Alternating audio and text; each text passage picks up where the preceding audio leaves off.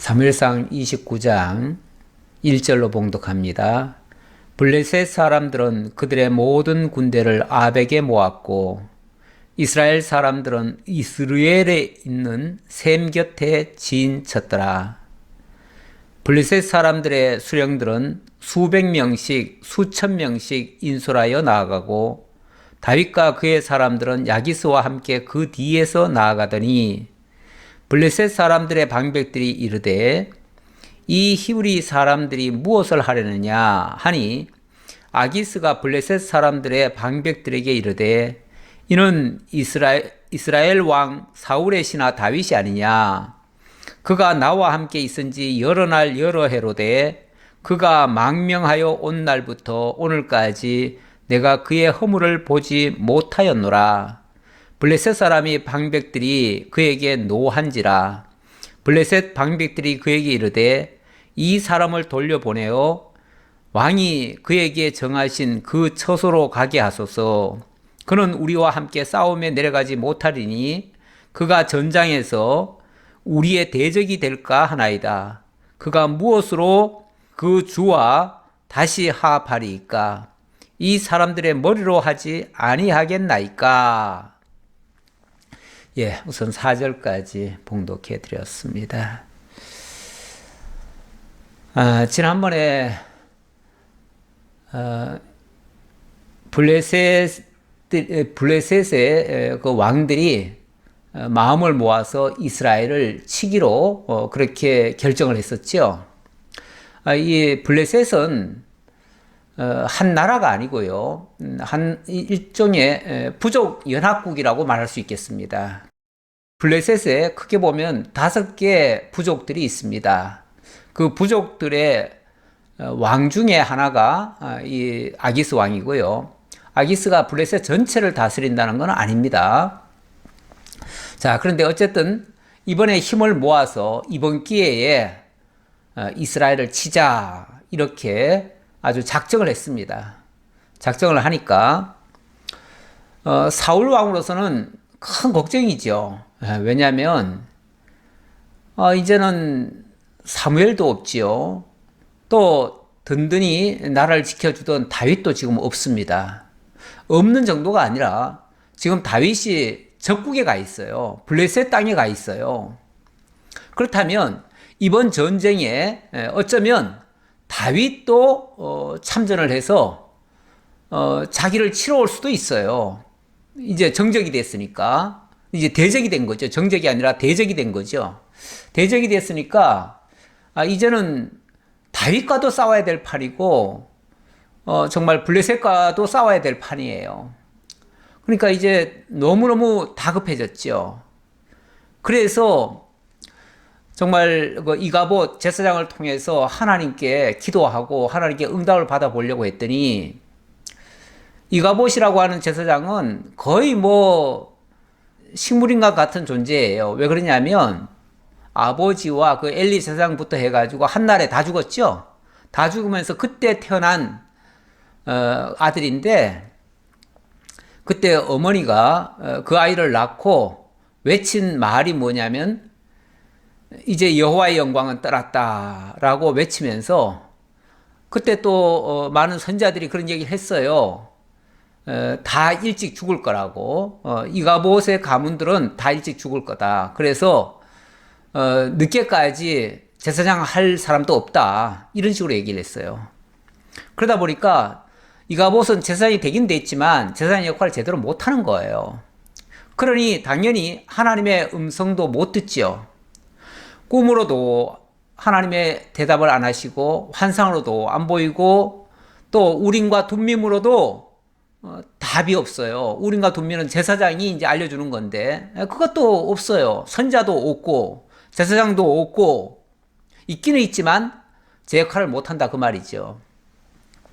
너무 다급하니까 이 사울이 자기 입으로 자기가 직접 전국에 명을 내려가지고 다 폐지했던 그 무당들을 혹시 어디 있는가 찾아봐라.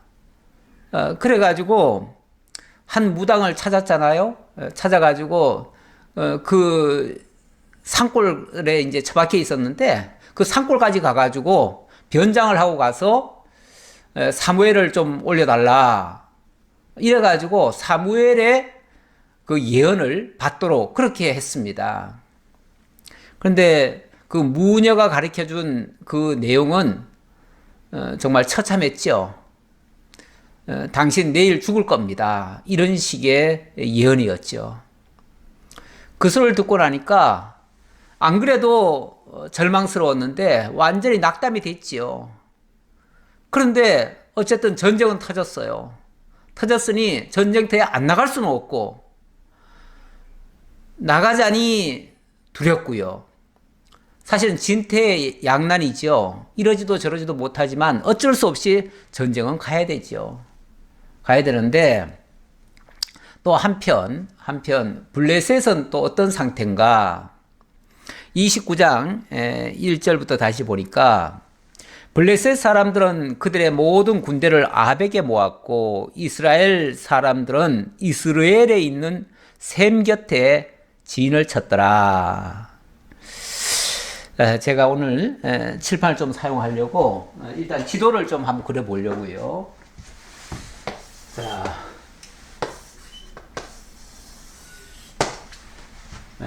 제가 늘 이렇게 그리죠. 이렇게 그리는데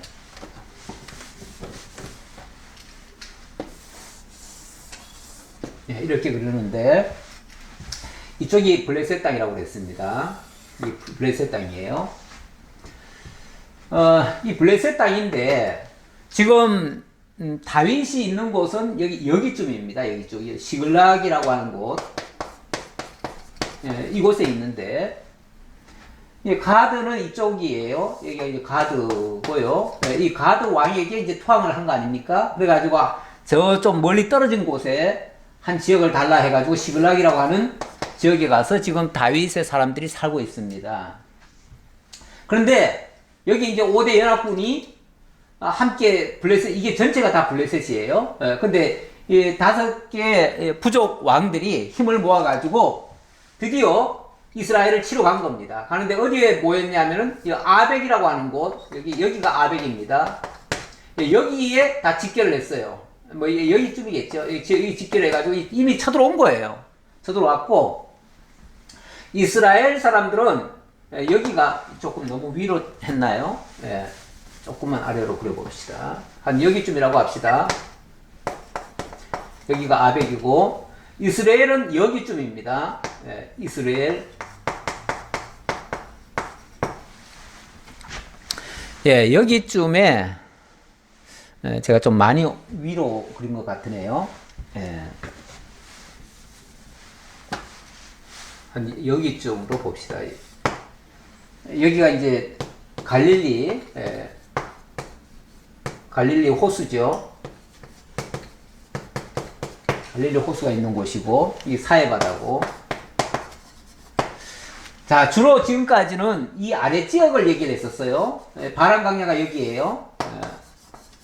다 이 아래쪽에서만 계속 지금 이야기를 했었는데, 이 블레셋이 이 아래쪽은 뭐 별로 침공할 것도 사실은 없는데 위쪽을 쳐들어간 거예요. 완전히 이스라엘의 중심으로 쳐들어간 거예요. 쳐들어가니까 저는 뭐 이 아래에서 어떤 충돌이 있었으니까 사울이 그렇게 위험하게 느끼지 않았어요. 그런데 이번에는 완전히 코앞까지 쳐들어온 거예요. 그러니까 여기가 이제 이스라엘 골짜기가 있어요. 골짜기. 이스라엘 골짜기가 있는데 이 골짜기를 가운데 두고 쉽게 말하면 양쪽에서 이제 대립을 하고 있는 거죠. 대립을 하고 있는데 블레셋 사람들은 그들이 모든 군대를 아벡에 모았다. 그리고 이스라엘 사람들은 이스라엘에 있는 셈 곁에 진을 쳤더라. 이렇게 얘기를 합니다. 자, 이렇게 양쪽에 이렇게 이제 대립을 하고 있는 거예요. 그런데 블레셋 사람들의 수령들은 수백 명씩, 수천 명씩 인솔하여 나아가고, 여기 이제 수령들 하니까 여기 이제 작은 부족들이 많이 있을 거 아니에요? 그 부족장들이 쉽게 말하면은 수령들이죠. 그 수령들이 이제 뭐 방백이라고도 하고 수령이라고도 하고 그러는데 그 수령들이 뭐 수백 명씩 또는 수천 명씩, 뭐 군대가 좀 많으면은 뭐 더 많겠지요. 예, 그렇게들 다 이끌고 모두가 다 집결을 했어요. 자, 그때에 다윗과 그의 사람들은 아기스와 함께 그 뒤에서 나아가더니, 아기스와 다윗은 이 아래쪽에 있는 사람이다 보니까 아무래도 이들이 먼저 가고 그 뒤에 이렇게 갔던 것 같아요. 그러니까 아무래도 이 도착 시간이 위쪽에 있는 사람들은 먼저 가 있을 테고 아래쪽에 있는 사람들은 좀 나중에 갔겠죠. 그런데 아기스가 데려온 사람 중에 보니까 다윗이 있는 거예요. 그러니까 먼저 와 있던 이 수령들이 왜 다윗을 데리고 왔느냐? 저 사람 다윗 아니냐? 근데 왜 다윗을 데리고 왔느냐? 지금 우리가 지금 유다하고 싸워야 되는데 유다 사람 다윗을 데리고 오면 어떡하느냐? 자, 이렇게 얘기를 하는 거죠. 블레셋 사람들의 방백들이 이르되 이 히브리 사람들이 무엇을 하려느냐 하니 아기스가 블레셋 사람들의 방백들에게 이르되 이는 이스라엘 왕 사울의 신하 다윗이 아니냐?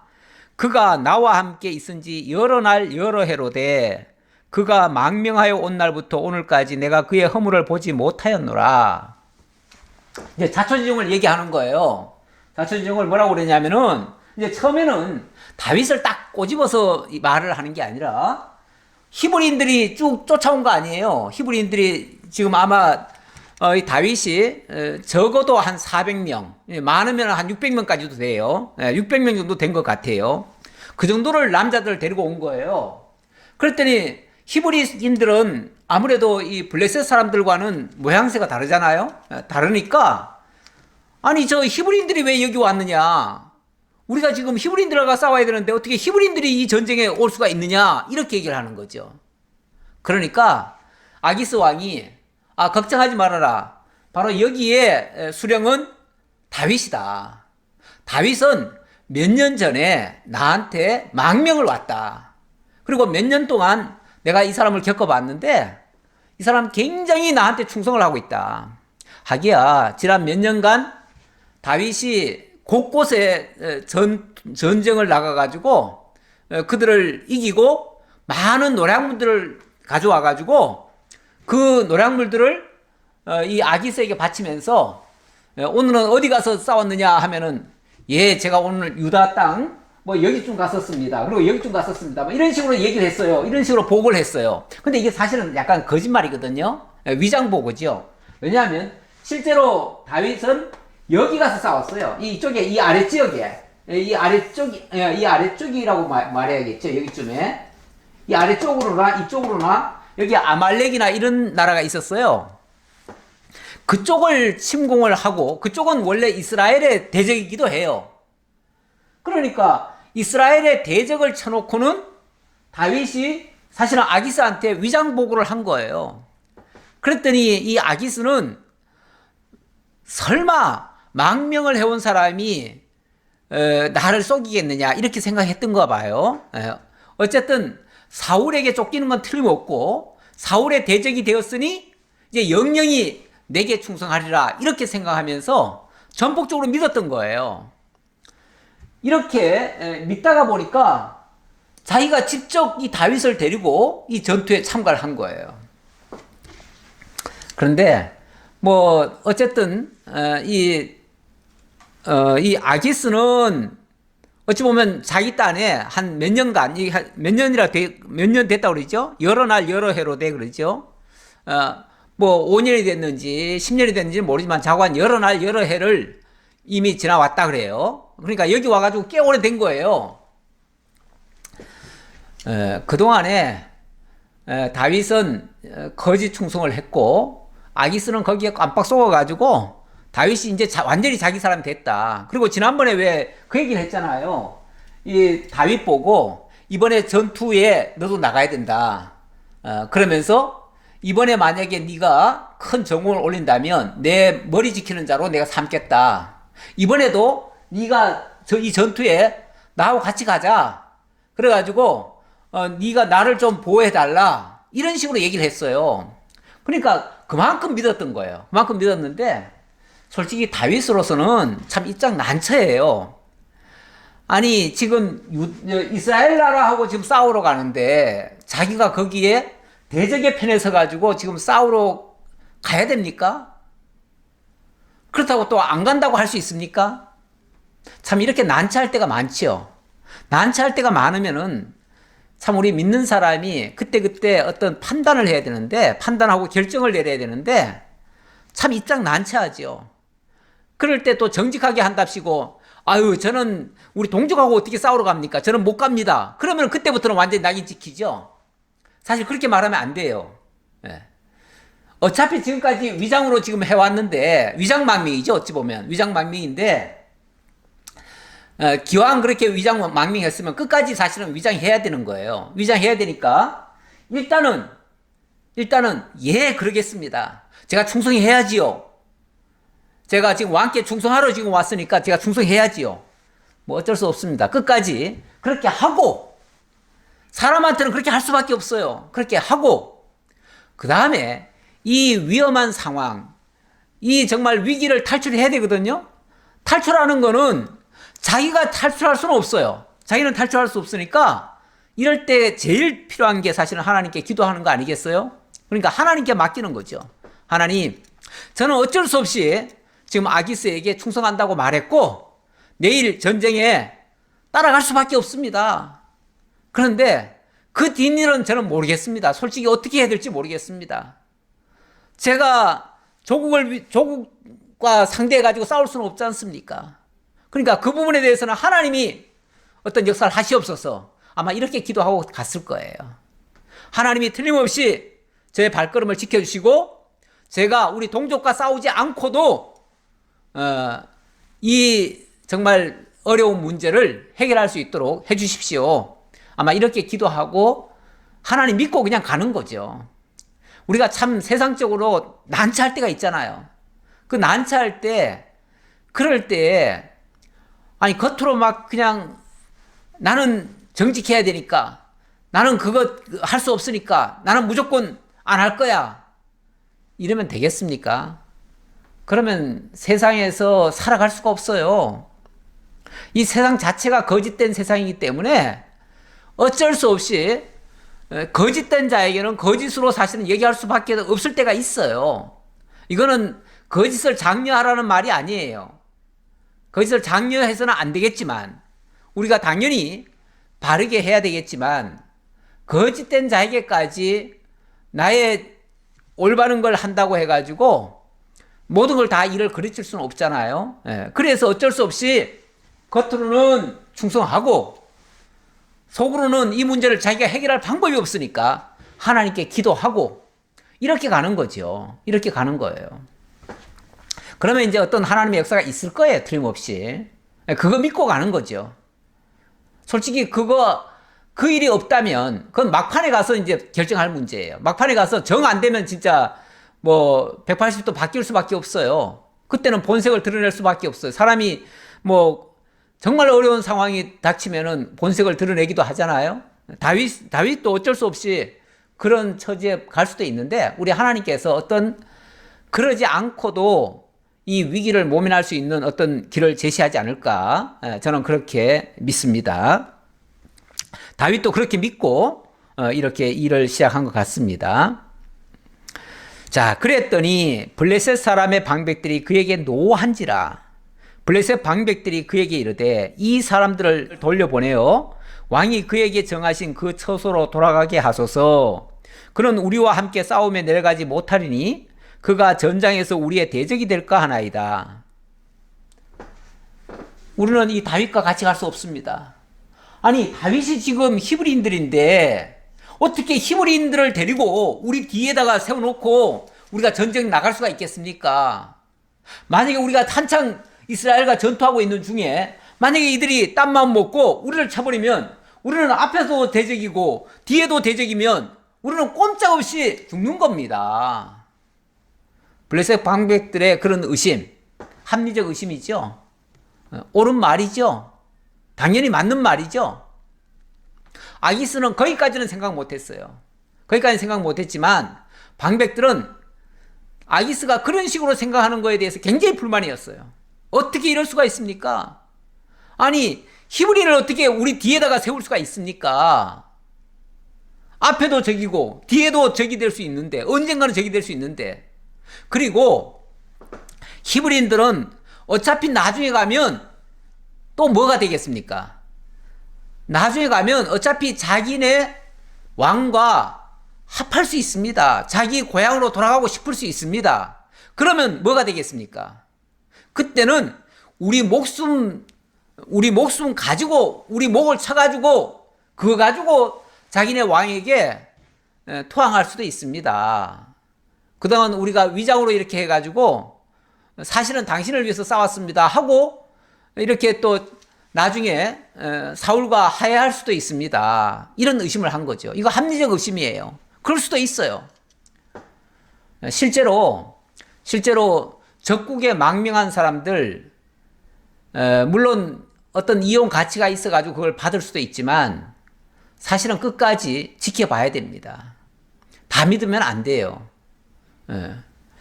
그래서 사실은 뭐 북한에서 우리나라 온 사람들 우리가 다 믿어도 안 돼요. 언젠가 그들이 다시 돌아갈 때도 있어요. 다시 돌아갈 때는 어떻게 돌아갈까요? 우리나라를 대적하고 돌아갈 수 있어요. 그리고 이 땅에 있는 동안은 우리한테 충성하는 것처럼 엄청나게 또 그렇게 할 수가 있어요. 뭐 잘하는 것처럼 그럴 수도 있는데, 이건 사람을 의심하라는 게 아니고 그럴 수 있다 그 말이죠. 그럴 수 있다는 거를 지금 얘기하는 건데, 근데 이렇게 의심해 주는 게 다윗으로서는 사실은 얼마나 고마운지 몰라요. 이들에게 이런 모습을 보이고 이런 마음을 갖게 하신 거, 저는 저들의 마음이 아니라 하나님이 그들에게 그런 의심을 주셨다라고 봅니다. 그랬으니까 다윗은 이렇게 판단해주고 이렇게 의심해준 게 얼마나 고마운지 몰라요. 그래서 아마 다윗은 속으로는 하나님 앞에 엄청 감사했을 거예요. 하나님 감사합니다. 이들로 하여금 의심하게 해주셔서 너무 감사합니다. 의심할 수 있다는 거는 내가 이 전쟁에 안 나가도 된다는 얘기 아니겠어요? 그러니 의심할 수 있는 게 얼마나 고마워요. 결국 하나님이 이렇게 해주심에 대해서 하나님께 감사, 찬송, 영광 돌렸을 거예요. 그런데 또 겉으로는 또 그렇게 고맙다고 또 막 하면 안 되죠. 예. 그래, 너는 어쩔 수 없이 이번 전쟁에 참석하지 말아라 그러면 아이고 고맙습니다 이럴 수는 없잖아요. 표정 관리 해야지요. 표정 관리 해야 됩니다. 자, 그러면서 그가 무엇으로 그 주와 다시 화합하리이까? 이 사람들의 머리로 하지 아니하겠나이까? 그들이 춤추며 노래하여 이르되 사울이 죽인 자는 천천히요 다윗은 만만이로다 하던 그 다윗이 아니니까 하니, 이 사람이 누군데요? 전에 우리를 무찌르고 우리의 정말 영웅이었던 골리앗을 무찌르고, 그리고 자기네 그 백성들에게 사울은 천천히요 다윗은 만만이로다 하는 그 정말 칭송을 받았던 그 사람 아닙니까? 아니, 그런 사람이 지금 잠시 망명 왔다고 해가지고 우리 편이라고 어떻게 믿습니까? 틀림없이 나중에 이 사람은 다시 고국으로 돌아갈 수 있습니다. 돌아갈 때는 빈손으로 안 가고 틀림없이 우리 목숨 들고 갈 겁니다. 그러니 이 사람 믿으시면 안 됩니다. 이렇게 얘기하는 거죠. 제대로 본 거예요. 이런 합리적 의심을 해야 되는 거예요. 원래 그래서 적들은요, 적들이 우리나라에 들어와 가지고 우리나라 위한다고 해가지고 우리가 그대로 다 믿으면 안 돼요. 액면 그대로 믿으면 안 돼요. 왜냐하면 사람은 어차피 믿을 수 있는 존재가 아니에요. 어떤 사람도 마찬가지입니다. 믿을 수 있는 존재가 아니에요. 자기의 유불리에 따라서 행동하는 사람들이에요. 그래서 우리 흔히들 그런 말을 하지요. 믿는 자들은 서로 사랑할 바지, 세상 사람들을 말이에요. 서로 사랑할 바지, 믿었다가는 큰 거 다칠 수 있다. 뭐 그런 표현들도 가끔 하는데, 그렇다고 해서 믿을 수 없다고 해가지고 그를 막 미워하거나 그를 대적시하거나 이러라는 얘기도 아니에요. 사람을 함부로 의심하고 함부로 대적하고 함부로 미워하는 거, 그것도 굉장히 나쁜 겁니다. 그러니까 미워도 하지 말고 또 무조건 믿지도 말고. 왜? 믿었다가 또 당하니까요. 믿었다가 당합니다. 그러니까 사람은 그냥 객관적으로 보시고 원래 사람은 그럴 수 있다는 걸 전제하고, 그리고 설령 그에게 안 좋은 모습이 보이더라도 원래 사람은 그래 라고 생각하고 그리고 넘어가면 돼요. 그리고 내가 사랑할 바는 사랑해주고, 또 그가 객관적으로 사실적인 일을 했으면 그대로 또 믿어주고. 아니 뭐 사람 의심하라고 해가지고 무슨 뭐 제대로 하는 것까지 다 의심해야 됩니까? 또 그것도 아니죠. 잘할 때는 칭찬하고요. 나에게 유익을 주면 고맙게 여기고요. 설령 나중에 잘못을 할 때는 잘못할 때 그때 또 그에게 뭘 하면 되죠. 그때 거기에 합당하게 대우하면 되겠지요. 그런데 덮어놓고 사람을 의심한다? 또 덮어놓고 믿는다? 덮어놓고 믿는 거나 덮어놓고 의심하는 거나 똑같은 거예요. 그러니까 함부로 사람을 믿어서도 안 되지만 함부로 사람을 미워해서도 안 돼요. 의심해서도 안 돼요. 그러니까 있는 그대로 보는 거지. 그냥 믿을 만한 행동을 하면 그 케이스 바이 케이스로 그것은 믿어줘야지요. 그리고 진솔하게 얘기를 하면 그 얘기는 또 들어줘야지요. 그러니까 이거는 사람이라고 하는 존재를 믿어야 되느냐 말아야 되느냐가 아니에요. 믿을 수 있는 건 믿어야 되고 의심해야 되는 건 의심해야 되고 그때그때 다 달라요. 제 이야기가 잘 전달이 되는지 모르겠습니다. 자, 6절입니다. 아기스가 다윗을 불러 그에게 이르되 여호와께서 살아 계심을 두고 맹세하노니 네가 정직하여 내게 온 날부터 오늘까지 너에게 악이 있음을 보지 못하였으니 나와 함께 진중에 출입하는 것이 내 생각에는 좋으나 수령들이 너를 좋아하지 아니하니 그러므로 이제 너는 평안히 돌아가서 블레셋 사람들의 수령들에게 거슬러 보이게 하지 말라 하니라. 이거는 물론 아기스가 그동안 다윗의 그 충정을 액면 그대로 믿었죠. 액면 그대로 믿어가지고 나는 너를 정말 좋아하고 나는 너를 믿는다. 그런데 이 수령들이 너를 좀 의심하고 믿지 않으니까 여기 또 어떻게 표현을 하냐면 수령들이 너를 좋아하지 아니하니. 수령들이 너를 좋아하지 아니하니. 아니 남이 얘기할 때 그 사람이 널 안 좋아하더라 이렇게 말하면 됩니까? 같은 말이라도 그렇게 하면 안 되는 거예요. 의심한다는 거는 아니 당연히 의심할 만하니까 의심하는 거예요. 아니 당연히 히브리인이니까 우리의 대적 아닙니까? 대적이니까 의심해야 되는 거죠. 의심해야 되는 게 맞지요. 그래서 의심하더라. 네가 히브리인이니까 어쩔 수 없이 너를 의심하지만 그 너의 충정을 모르니까 그런 거다. 그러니까 그렇게 설득을 해야지. 그 사람들이 너 싫어하더라, 너 미워하더라 이렇게 얘기하면 안 되죠. 그거는 자기 주관적인 얘기죠. 우리가 남을 얘기할 때 어떤 사람이 그를 조금 안 믿어줬다고 칩시다. 그렇다고 해가지고 그 사람은 당신 미워하더라 이렇게 얘기하면요, 이 사람과 이 사람을 이간시키는 거나 똑같아요.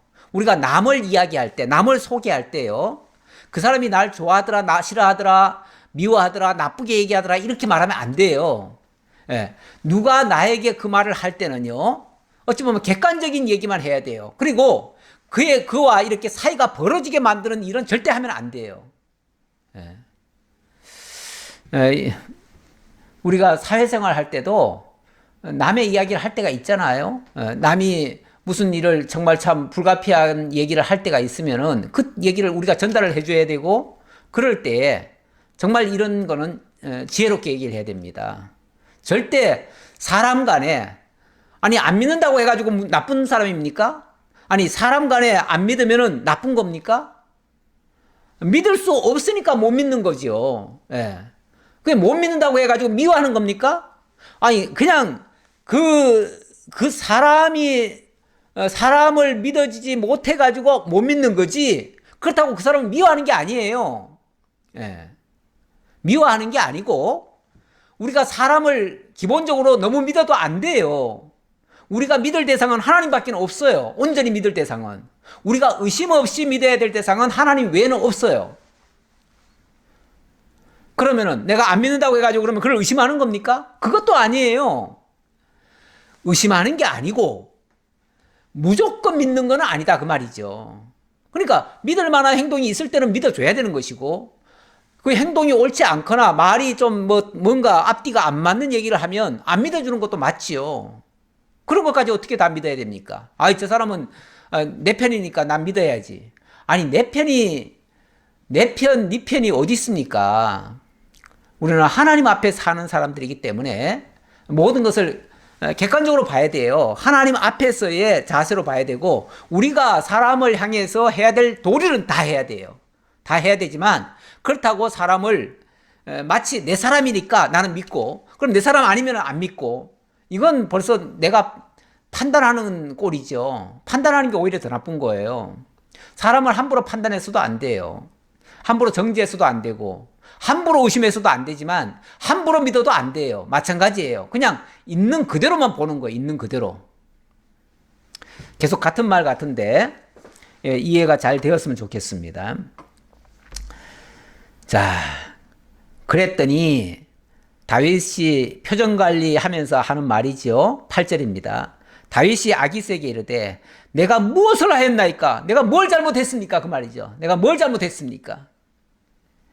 내가 당신 앞에 오늘까지 있는 동안에 당신이 종에게서 무엇을 보셨기에 내가 가서 내 주 왕의 원수와 싸우지 못하게 하시나이까? 하니, 이게 표정관리하는 말입니다. 사실은 속으로 다윗은 얼마나 감사하겠어요.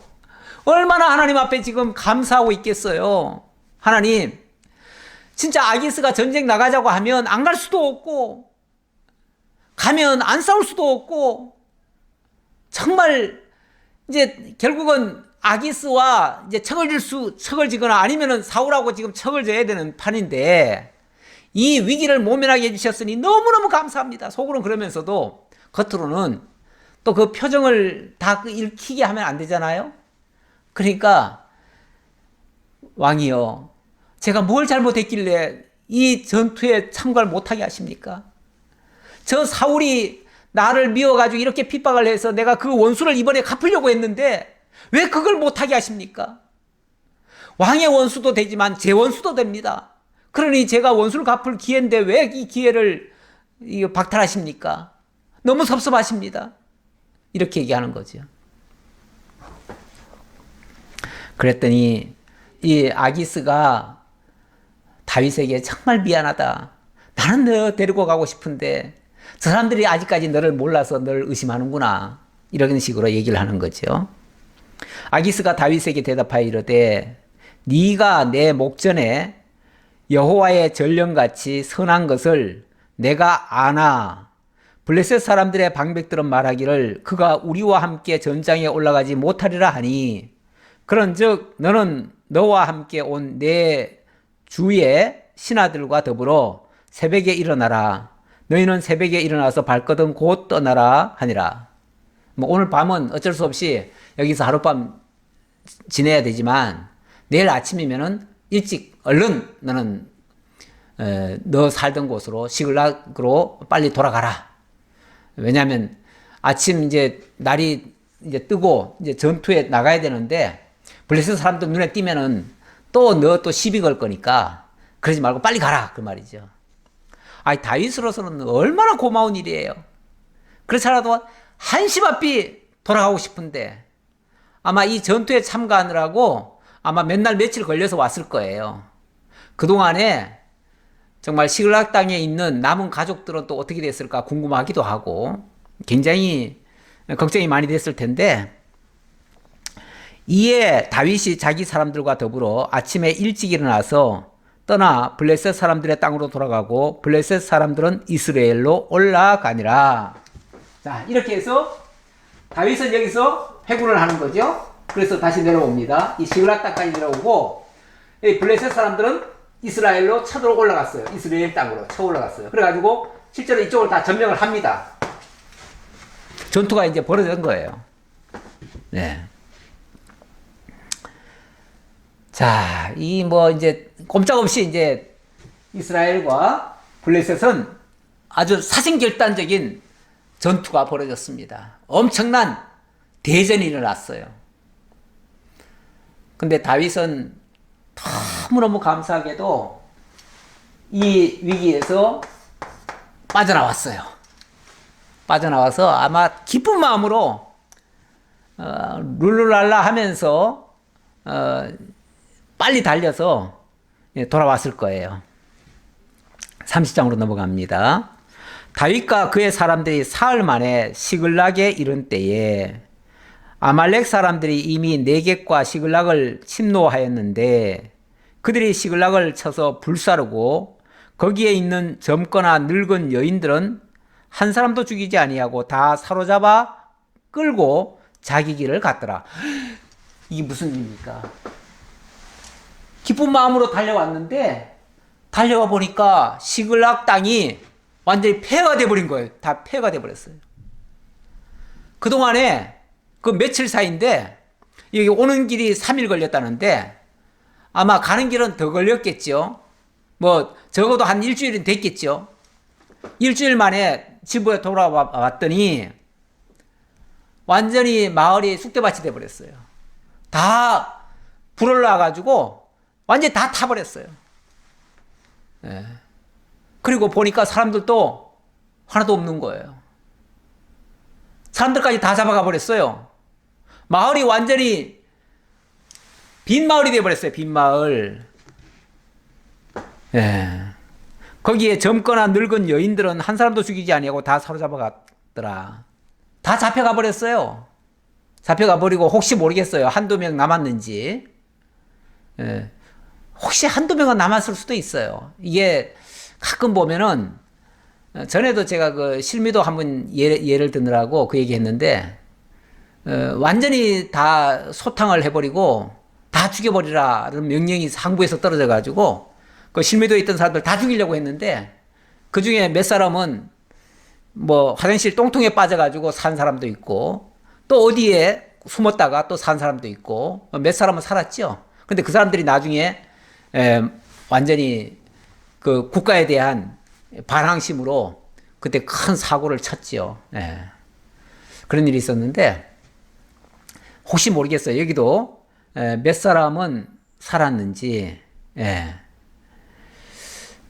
몇 사람 살았더라도 그거 뭐 무슨 몇 사람 살아가지고 무슨 소용이 있겠어요. 그런데 이제 몇 사람이라도 있으면 최소한 증언이라도 해줄 수 있죠.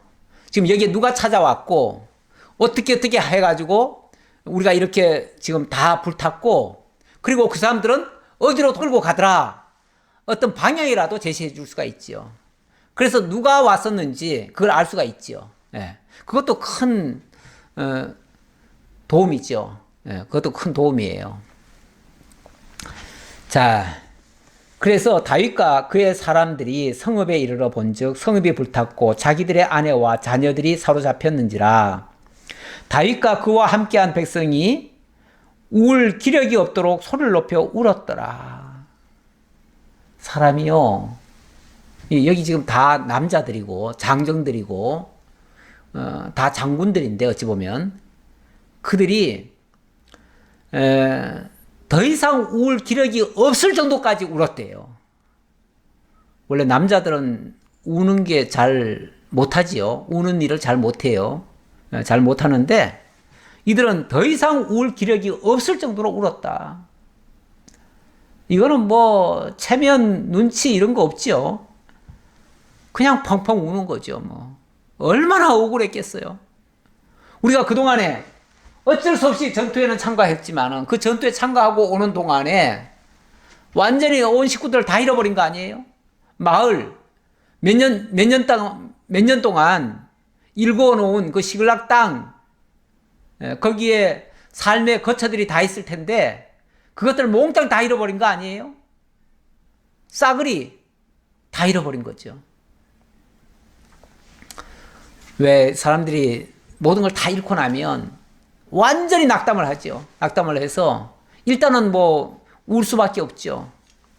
울 수밖에 없는데 그 다음에는 이제 원인을 찾기 시작합니다. 도대체 누구 때문이냐? 희생양을 또 찾기 시작하죠. 누구 때문이냐? 사람들이 뭐 잘못되면요, 꼭 누구 때문이라고 생각하죠. 일단 그 생각부터 하지요. 그러니까 누구 때문이냐? 다윗이 왜 우리 이스라엘 조국과 싸우는데 거기에 가자고 해가지고 우리를 끌고 가는 바람에 이 지경 나지 않았느냐? 우리가 어떻게 해서든지 핑계대고라도 안 갔어야지. 다른 핑계를 대고라도 안 갔어야지. 왜 가가지고 우리로 하여금 다 망하게 하느냐? 저 다윗 때문이다. 다윗 때문. 그럼 그동안 잘 지내온 거는 누구 때문이에요? 그렇게 말하면 잘 지내온 것도 다 다윗 때문이죠. 그러면 그동안 얼마나 오랫동안 다윗에 의해서 보호를 받고 다윗 때문에 잘 되고 지금은 또 안정된 그런 지금 상황을 그동안 있었는데, 그럼 지금까지는 다윗에게 그렇게 고맙게 여기고 그 다윗을 칭송하고 다윗을 떠받들고 그랬었나요? 좋을 때는 당연히 여기고 좀 안 좋은 일이 발생하면 저놈 때문이다. 그동안 잘해준 게 그 사람 때문이면 10번 잘하다가 100번 잘하다가 한 번 잘못했으면 한 번 잘못한 거 가지고 탓을 해야 되나요? 그러면 안 되지요. 사람이 살다 보면요, 잘할 때도 있고 못할 때도 있어요. 그러면 한 번 잘못했다고 지금까지 잘한 거 다 깡그리 다 무시하고 대적처럼 여겨야 됩니까? 그거야말로 정말 참 인간성 없는 거죠. 인간성이 없는 거죠. 이런 자세. 근데 사람은 참 원망하기 좋아해요.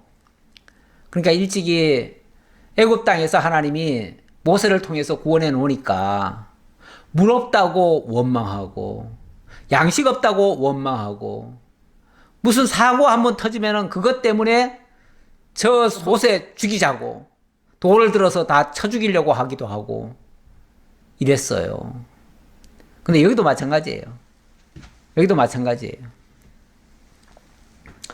다윗의 두 아내 이스라엘 여인 아히노암과 갈멜 사람 나발의 아내였던 아비가일도 사로잡혔더라. 제가 아비가일 참 지혜로운 여자라고 지난번에 얘기를 했는데, 어쩌면 다윗은 이 아비가일이 어찌 보면 여자지만 남은 식솔들을 잘 건사하고 그들을 안전하게 보호해 줄 거다 이렇게 믿고 떠났을 거예요. 아마 믿고 떠났을 텐데, 뭐 무력 앞에 여자들이 무슨 힘을 쓸 수 있겠습니까?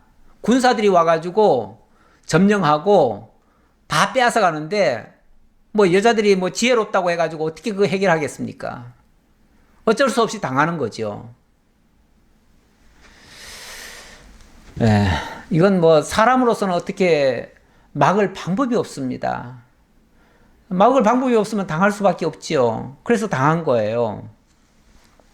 근데 백성들의 자세는 어떤가?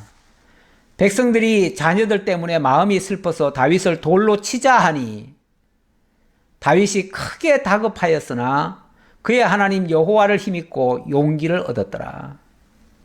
또 이런 모습이 나오네요.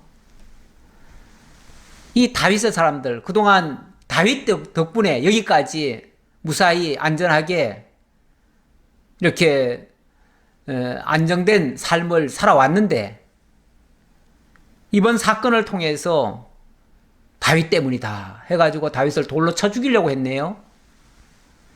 뭐 한편에서는 또 돌로 쳐 죽이려고 했을 테고요. 틀림없이 하는 사람이 몇 사람 있었을 테고요. 또 이제 대다수는 그래도 어떻게 다윗을 쳐 죽이냐. 어떻게 다윗 탓이냐, 이게. 적이 쳐들어왔으면 적의 탓이지. 그러면서 또 만류한 사람도 있었겠죠. 그러니까 실제로 쳐 죽이지는 못하는데 그래도 쳐 죽이려고 했던 사람이 있었다는 게 사실은 우리가 참 씁쓸하지요.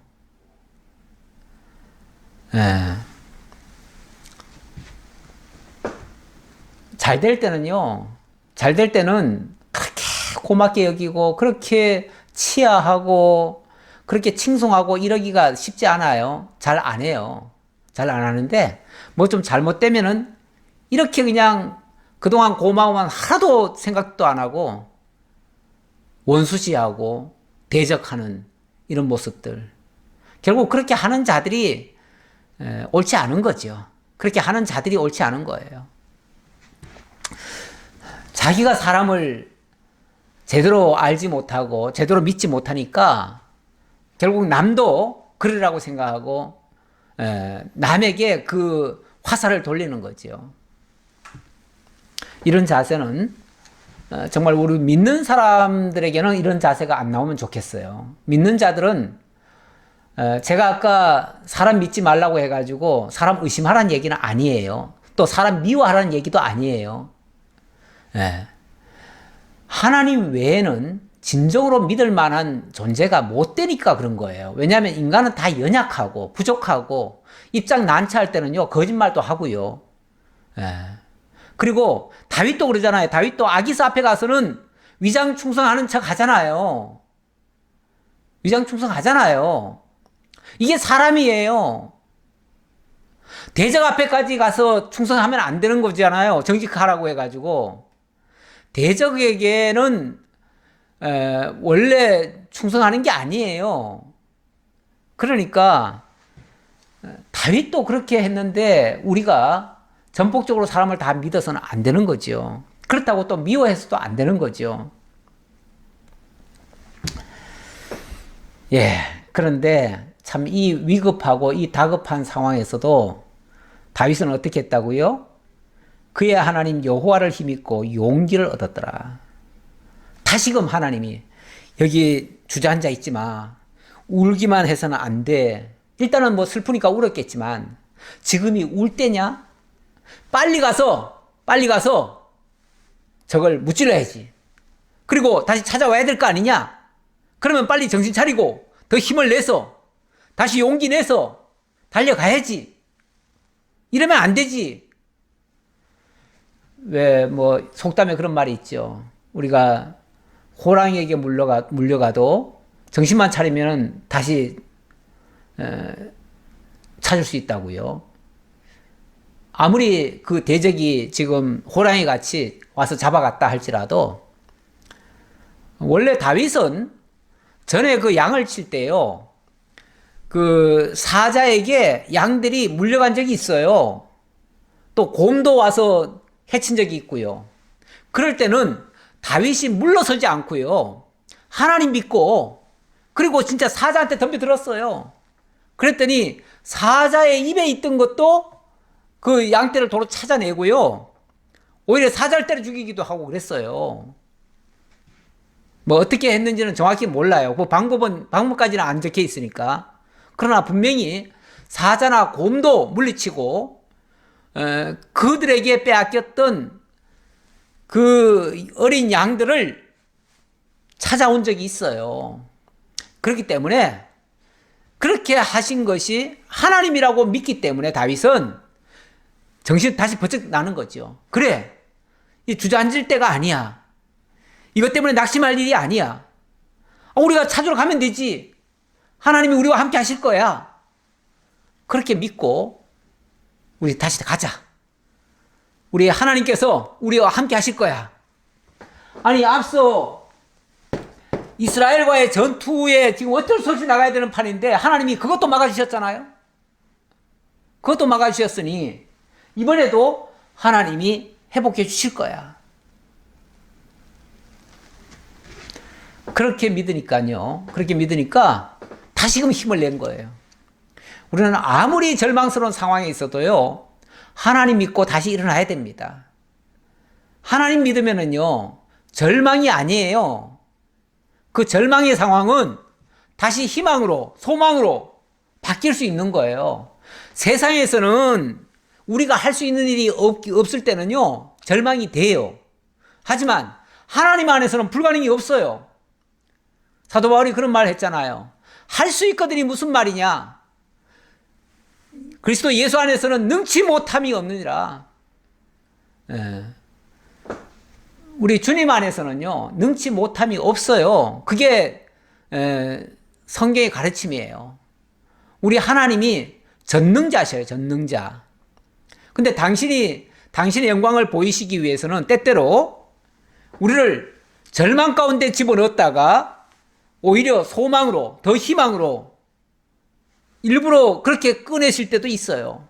그렇게 하면 우리가 그 상황 때문에 절망하는 게 아니라 오히려 그 상황이 있었기 때문에 오히려 하나님 앞에 더 큰 영광을 돌릴 수가 있는 거예요. 그리고 하나님이 그 역사 속에서 하나님이 자기와 함께하고 있다는 걸 깨달을 수가 있는 거예요. 그러니까 우리 하나님께서는요, 항상 우리에게 전화위복의 역사를 하실 수 있습니다. 이게 하나님이 하시는 방식이에요. 우리 하나님은 전화위복을 통해서 당신이 영광 받기를 원하십니다. 우리는 이걸 믿기 때문에 어떤 상황에서도 절망할 필요가 없습니다. 그리스도 예수 안에서는 절망이 없어요. 우리 사도 바울이 그런 말 하잖아요. 사망아, 너의 이기는 것이 무엇이냐? 사망이 이기는 것은 죄고, 죄의 결과는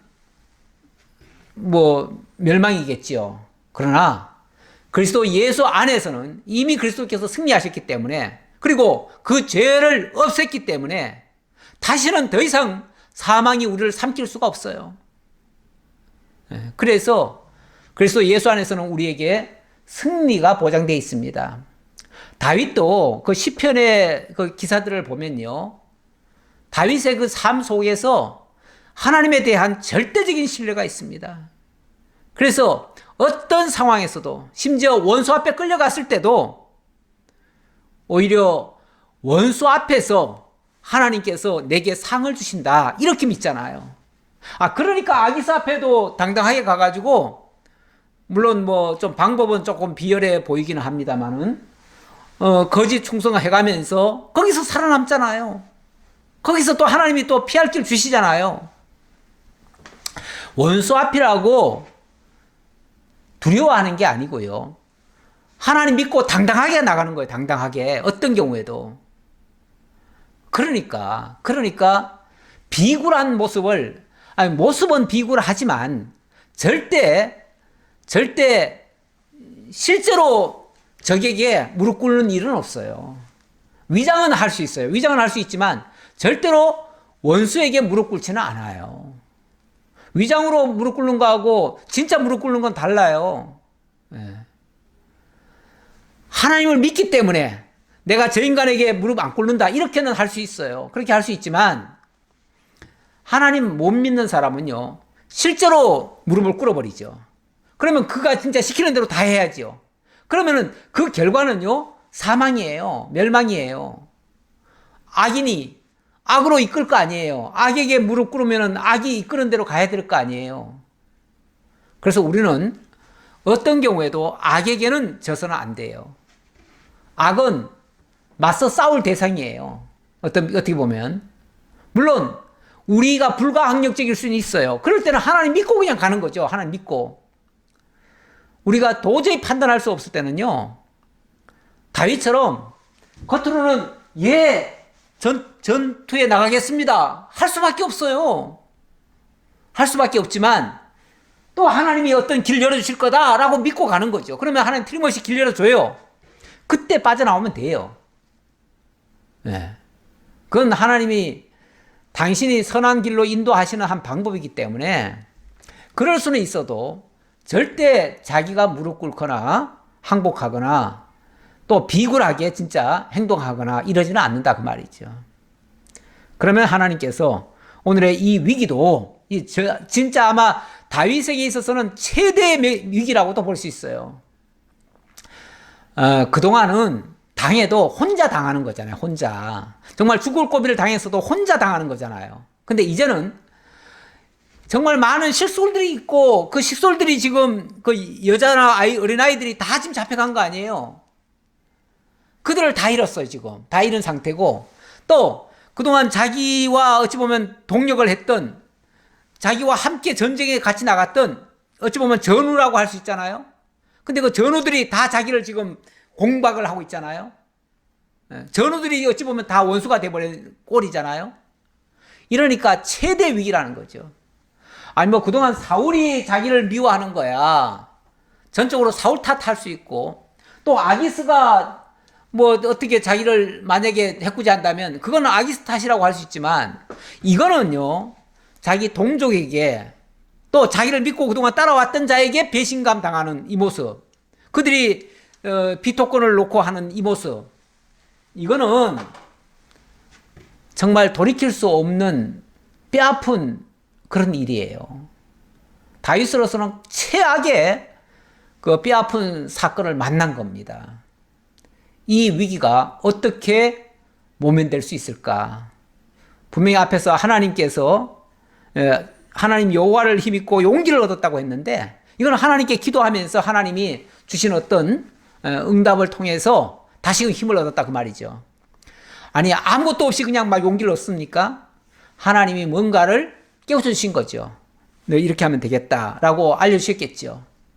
그래서 하나님 믿고, 그래 우리가 절망할 일이 아니야, 하나님 함께 하시오.